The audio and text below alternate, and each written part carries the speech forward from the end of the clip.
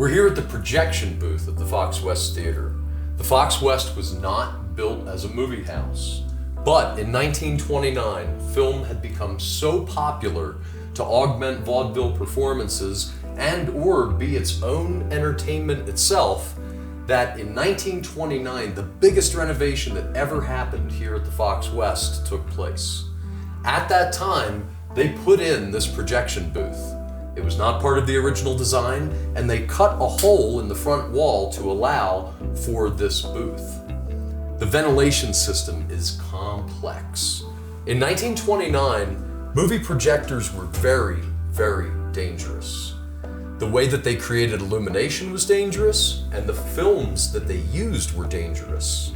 Everything was such a fire hazard that they considered putting the projectors in this metal box. Not only are we in a metal box, but if I were the projectionist and I had a problem with my machinery, I am to cut this cord. It actually runs above my head wherever I am in this booth. And if I were to cut this cord, this bar turns and these doors drop as quickly as possible to allow for the fire to stay contained. You can see that on this bar there's a spot for every one of these doors. Fire was a major concern when you were showing movies in the 1920s and 1930s. Therefore, we're in a metal box and we've got these windows that will keep the fire in with us.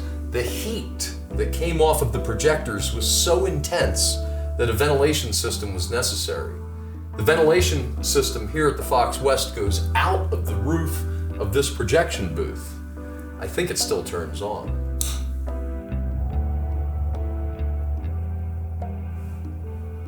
You can see that this vent pipe takes the heat out from this projector. Why did the projectors get so hot? Light bulbs get hot, incandescent light bulbs, but the Fox West Theater needed something much larger than a light bulb to create illumination for a projector. Enter carbon arc rods. Carbon arc projectors used two rods of carbon, much like arc welding. You create a huge bright spark right there in between where these rods meet.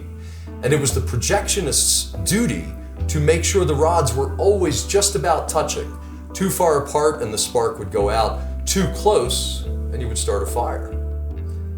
On the ceiling, in the spot where both of the original projectors were, are illustrations in pencil about how to have the rods touching. Carbon arc rods were replaced by light bulbs in the 1970s and 1980s. But until then, projectionists had a fine art on their hands by keeping the carbon rods together through the entire movie. And those were the latest version of the carbon arc rods. The earliest versions were large rods like these. Huge things that needed to touch together. Can you imagine making the manual adjustment as the movie goes on? These are very, very cool and are made by National White Flame AC Lower. I believe there were lower and upper rods. One was very large and one was smaller, much like that.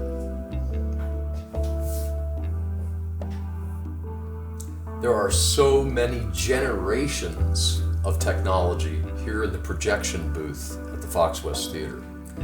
Not only do we have reels from films, I don't know how you would do that to a reel, but we also have some glass slides.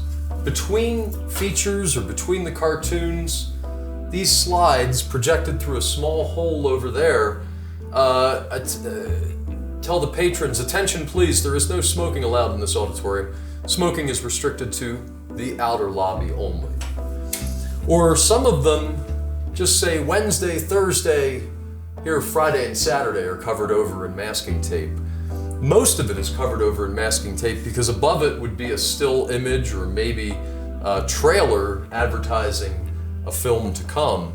And here They used slides to be able to identify when it would be coming up. Why this one says Wade Van Marate, I don't know. There's so much technology, and so much has to do with sound and how sound was amplified to fill the entire auditorium. We have two different sets of changeover boxes, one by RCA and one by Simplex. These were meant to operate the sound coming out of two different projectors, because before the platter system was invented, you needed two different projectors. When one reel ended, start the next projector. So to be able to switch between the sound of two different projectors was kind of complicated. All of that is still here on the wall. There's also some unknown jacks and some unknown buttons, and there's also some likely original light fixtures here from 1929.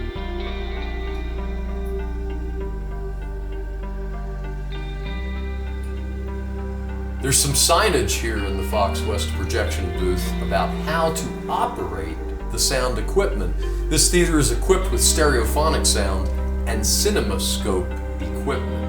CinemaScope was the first letterbox type film that was ever shown in 1961. Here at the Fox West, that was a major technological upgrade to the showing of movies when they decided that they would show The Robe, the first movie in CinemaScope. They not only had to upgrade the projector and upgrade the screen, but also upgrade the sound equipment. 3 channels of amplification feed 3 sets of individual speakers backstage, and the 4th channel supplies a number of sidewall auditorium speakers.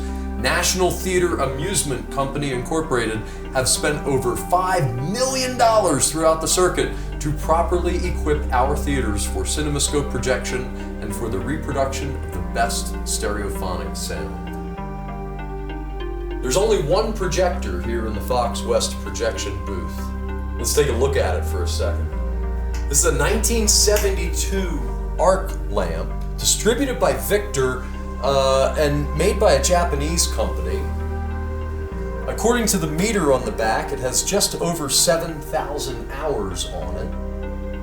Now that's assuming the meter was properly reset when the last bulb went in. We can see that September 26th, 1990, a bulb was put in, and at that time we had gotten over 9,000 hours out of one high-intensity bulb.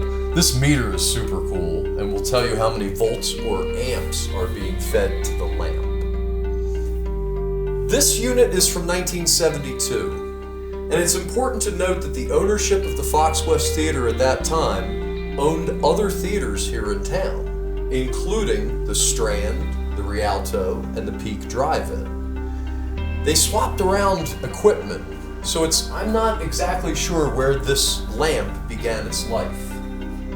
I am going to guess that this Brinker base and this Brinker projector film transport unit and this sound module is probably all original to the Fox West Theater. That is, not original to 1929, but probably from the 30s or 40s. It is 3 different contraptions bolted together, all made by the same company.